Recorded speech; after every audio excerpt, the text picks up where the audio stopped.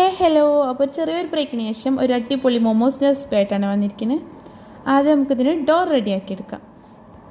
കുറച്ച് ഫ്ലോറിലേക്ക് സോൾട്ടും ഓയിലും പിന്നെ ആവശ്യമുള്ള വെള്ളം കൂടി ചേർത്തിട്ട് നന്നായിട്ട് ഇതൊന്ന് കുഴച്ചെടുത്തതിന് ശേഷം ഇത് നമുക്ക് മാറ്റിയേക്കാം. ഇതിലേക്ക് ഫില്ലിങ്സ് റെഡിയാക്കി എടുക്കുക. മിക്സ് ചെയ്ത് വെച്ച ചിക്കനിലേക്ക് കുനുകുന ചോപ്പ് ചെയ്ത സവാളയും ക്യാപ്സിക്കും അതുപോലെ ജിഞ്ചർ ഗാർലിക് പേസ്റ്റ് ചേർത്ത് ഇനി ആവശ്യത്തിന് പെപ്പർ പൗഡറും സോയാ സോസും മല്ലിയിലയും കൂടി ചേർത്ത് ഉപ്പ് ആവശ്യത്തിന് വേണമെങ്കിൽ ഇട്ട് കൊടുക്കുക. സോയാ സോസിൽ ഉപ്പുണ്ടാവുമല്ലോ.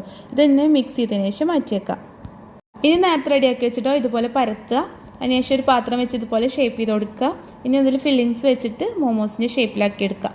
ഇതൊക്കെ പിന്നെ എല്ലാവർക്കും അറിയാം, അത് കാരണമാണ് അത്ര ഡീറ്റെയിൽ ആയിട്ട് കാണിക്കാത്തത്.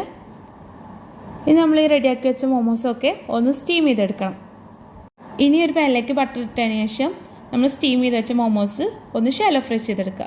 ഞാൻ സെയിം പാനിൽ തന്നെ കുറച്ചും കൂടെ ബട്ടർ ഇട്ടിട്ട് ചോപ്പ് ചെയ്ത് വെച്ച ഗാർലിക് ചേർക്കുക.